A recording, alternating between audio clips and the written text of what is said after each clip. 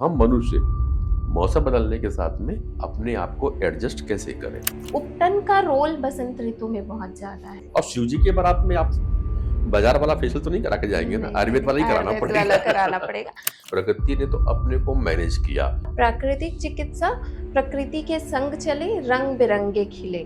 जो अभी हमको प्रकोपित कर रहा है, जो हमें परेशान करने वाला है, इसको निकाल दिया जाए। बेस्ट प्लान होता है कि आप कुंजल के थ्रू निकाल लें करके। और जैसा आपका नेचर है वैसे ही आपकी प्रकृति है।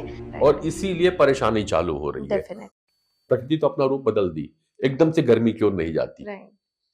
ठंड ठंड से बसंत पे आएगी, और गर्मी आने के पहले फागुन और पतझड़ का मौसम आ जाएगा। बिल्कुल। पतझड़ में वो अपने पूरे पत्ते प्रकृति निकाल के फेंक देती है। हर पेड़ पौधे पूरे पत्ते निकाल देगी और नए पत्ते आना चालू हो जाते हैं, ताकि वो शीतलता को बना करके प्रकृति पेड़ पौधे अपने आप को बना के चलते हैं। जिस तरह से प्रकृति के लोग प्रभावित नहीं होते, जिस तरह से पेड़ पौधे प्रभावित नहीं होते, वो अपने को एडजस्ट कर लेते हैं। हम मनुष्य मौसम बदलने के साथ में अपने आप को एडजस्ट कैसे करें। हेमंत ऋतु में एकदम कफ बढ़ा होता है। तो वैसे ही कफ प्रकृति के लोग थोड़ा सा डलनेस फील करते हैं। फिर अचानक बाहर देखते हैं तो सारी पत्तियां झड़ रही हैं अजीब सा। तो हमेशा हमारा शरीर पंच महाभूत से बना हुआ है, तो जल का एक बहुत बड़ा महत्व है। और प्राकृतिक चिकित्सा प्रकृति के संग चले, रंग बिरंगे खिले। स्वस्थ शरीर और स्वस्थ मन का बहुत बड़ा रिलेशन है कि अगर आपका शरीर स्वस्थ रहेगा, जिसमें स्वस्थ मन निवास करता है, वहीं से ही हमारी नेचर, हमारी प्रकृति उत्पन्न होती है। तो जैसे कि हम पंच महाभूत की बात करते हैं, हमारा शरीर पंच महाभूत से बना हुआ है, और जैसा आपका नेचर है वैसे ही आपकी प्रकृति है। तो प्रकृति के साथ ही आपको चलना है। अगर आप जब जब इम्बैलेंसेस आपके बॉडी में भी होगा और नेचर में भी होगा, तो यहाँ से डिजीज उत्पन्न होती है। तो डिजीज उत्पन्न होती है, और वसंत ऋतु में क्या होता है कि आपका शरीर ड्राइनेस की ओर जाता है, क्योंकि हम गर्म की प्रकृति के तरफ जाते हैं। कफ प्रवृत्ति थोड़ी बढ़ जाती है, तो जिससे कि सर्दी, खांसी, खराश आपके शरीर में होगा, थोड़ा सा डाइजेशन इशू होगा। तो बॉडी माइंड भी मतलब डलनेस फील करता है। तो उसको कैसे एनर्जेटिक करें। तो इसके लिए नेचुरोपैथी और आयुर्वेदा का बहुत बड़ा रोल है, और इसमें सबसे पहले हमें वहां से स्टार्ट करना चाहिए, डिटॉक्सिफिकेशन।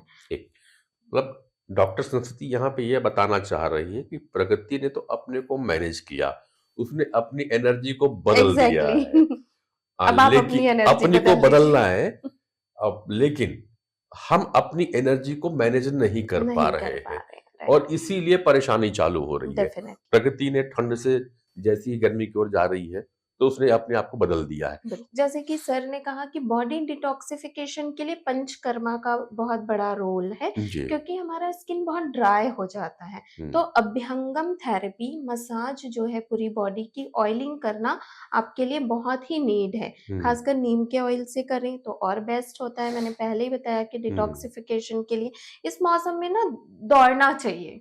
वो भी एक, जैसे नेचर चेंज होता है तो डलनेस, कफ होता है, अगर हम रनिंग करेंगे तो हमारी बॉडी भी बहुत ज्यादा टॉक्सिक जो है वो रिलीज होगा।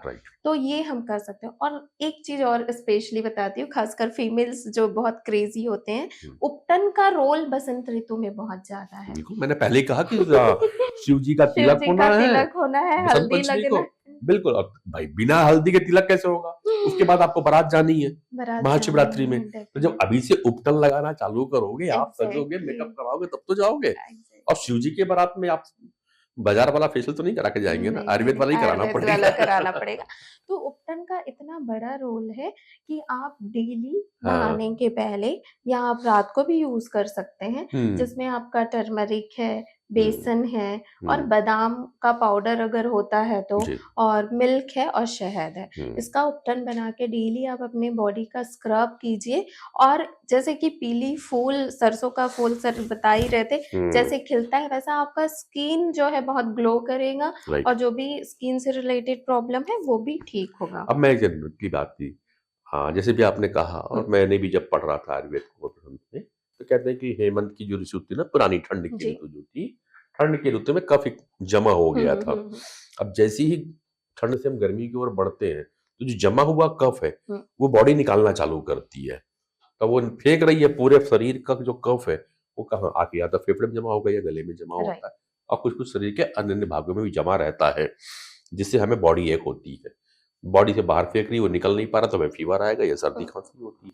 तो जो पंचकर्म की कौन कौन सी थेरेपी बेहतर होंगी, जो हमारे बॉडी में जो कफ जमा हुआ था, जो अभी हमको प्रकोपित कर रहा है, जो हमें परेशान करने वाला है, इसको निकाल दिया जाए। बिल्कुल। जैसे कि डॉक्टर पांडे सर ने पूछा कि क्या बेस्ट प्लान हम कर सकते हैं? हाँ। तो उसके लिए आपका होता है कुंजल प्रक्रिया कि अच्छा। हम मतलब पानी पिएं और मॉर्निंग क्रिया में वोमिटिंग क्रिया जो होती है उसके थ्रू हम निकालें, और ये एक्चुअल में इतने दिनों की जो टॉक्सिक है वो बेस्ट प्लान होता है कि आप कुंजल के थ्रू निकाल लें करके। इसके अलावा होता है जो पंचकर्मा क्रिया है, जिसमें कि हम पूरी बॉडी को रिलैक्सेशन के लिए अभ्यंगम प्लान करते हैं। बॉडी एक होता है तो पोटली, हल्दी पोटली सिकाई होता है, जिसमें 10-12 पत्तियां हम यूज करते हैं हर्बल्स। अच्छा। उसके अलावा उसमें हल्दी को मिक्स करके पूरा प्रिपरेशन किया जाता है और पोटली बना के पूरी बॉडी का अभ्यंगम किया जाता है, मसाज किया जाता है। फिर एनिमा के थ्रू कुछ टॉक्सिक निकाला जाता है, वो भी बहुत जरूरी है हमारी थेरेपी के लिए। 5 प्रकार की वायुज हैं। जी। अपान, समान, उदान, व्यान और प्राणा। इन पांचों को, तो उन पांचों को अलग अलग करने का भी मैं अब सुन रहा हूं, तो उन पांचों के लिए अलग अलग चीजें से बताइए। जैसे आपने बताया कि उदान यहाँ पे है, तो कुंजल की क्रिया के द्वारा हम उदान वायु को भी बैलेंस कर सकते हैं, वो निकल के बाहर आ गए जो कफ यहाँ जमा होगा। तो साथ में आपने ये भी कहा कि नीम वगैरह को भी लेना है और सांसों को भी करना है, तो उसके थ्रू से हम जो हम कफ वाली जो एरिया है उनको पूरा कंट्रोल कर लिया, प्राण को भी बना लिया, ब्रीदिंग आपने बताया, एक्सरसाइज या हम प्राणायाम के थ्रू इस पार्ट को लिए। अब जो एब्डोमेन कैरी जहां पे समान वायु होती है, उसके लिए अभी आपने कहा कि एनीमा लगाकर समान, और उसके नीचे अपान वायु के लिए अपान को हमने एनीमा से कर लिया, और समान वायु को इकट्ठा करने के लिए आपने अभ्यंग वगैरह के पूरी व्यान को ला करके इकट्ठा कर दिया, व्यान और अपान को, व्यान और समान को अपान के थ्रू एनीमा से आपने बाहर किया। यानी कुल मिलाकर के अभ्यंगम का एक पैकेज है, चाहे उसमें आप कभी पोटली भी दे रहे हो मसाज और तेल से मालिश करके। स्वेदन का भी रोल मेरे ख्याल से इसमें आप लोग करते हैं, जो स्टीम आजकल हिंदी वाले हम लोग स्वेदन बोलते हैं और अंग्रेज की जो है वो स्टीम, तो ये एक जरूरी प्रक्रिया है। अब मैं अगर यहाँ से खत्म करने की ओर चलूं, क्योंकि तैयारी भी हो, तो बसंत का उत्सव जी। और आने वाला समय जो होगा वो महाशिवरात्रि का होगा। जब तक ये वीडियो लोगों के पास पहुंचेगा, तो एज ए नेचुरोपैथिस्ट जो आपका सेंटर है पॉजिटिव हेल्थ जोन, आप लोग अगर बारात में जाना चाहते हैं शिव जी के, तो उनके लिए क्या क्या थेरेपी उनको प्लान करना चाहिए और सौंदर्य के लिए क्या करना चाहिए? तो आप तो इतना बताएं कि एक सामान्य जिन्हें कोई ज्यादा बीमारी नहीं है, बट उन्हें ये वाला ट्रीटमेंट लेना है, प्लान करना है, तो कितने दिन का उन्हें रहना चाहिए ताकि शिव जी की बारात में बढ़िया से जा सके? जी बिल्कुल। और साथ साथ बसंत ऋतु और महादेव का जो तिलक है, वैलेंटाइन डे, मतलब ये माहौल ही वैसा बना होता है। और मुझे ऐसा लगता है कि साल में मिनिमम से मिनिमम आप ऐसे तो 7 डेज 10 डेज का ट्रीटमेंट लेना चाहिए, लेकिन कम से कम हमें 3 डेज का ट्रीटमेंट प्लान करना चाहिए। अच्छा। जिसमें पूरी बॉडी का अभ्यंगम और स्टीम हो जाए, और माइंड बहुत ज्यादा रिलैक्सेशन के लिए हम शिरोधारा प्लान करते हैं। और आपका फेस, आयुर्वेदिक फेशियल जो होता है वो बहुत ज्यादा इफेक्टिव है।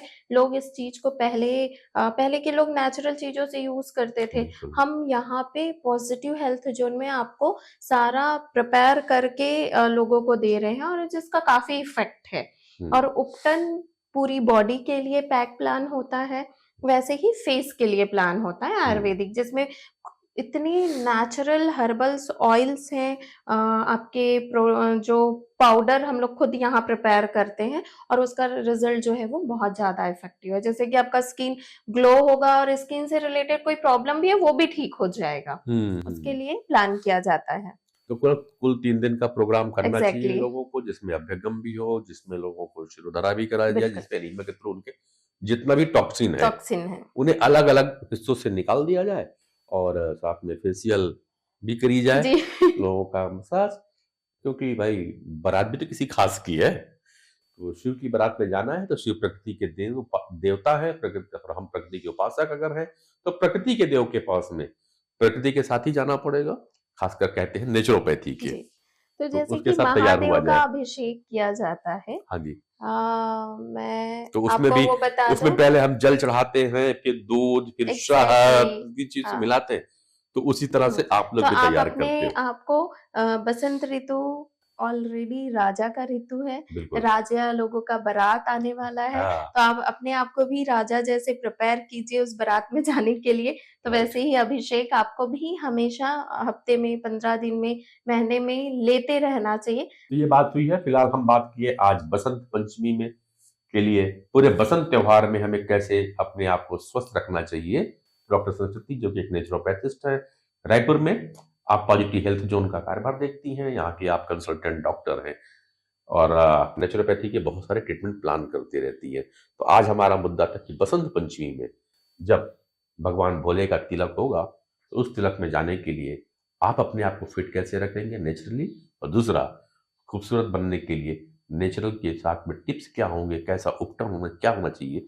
अगर आप इस बारे में कोई और जानकारी चाहिए, कमेंट्स बॉक्स में नीचे में आपको डॉक्टर सरस्वती का नंबर मिल जाएगा, आप उनसे संपर्क करिए और बहुत सारी बातें आप जान सकते हैं। साथ ही मुझे लिख भेजिएगा कि आप किस विषय पे और बातें सुनना पसंद करेंगे, क्योंकि स्वस्थ रहना आपका अधिकार है।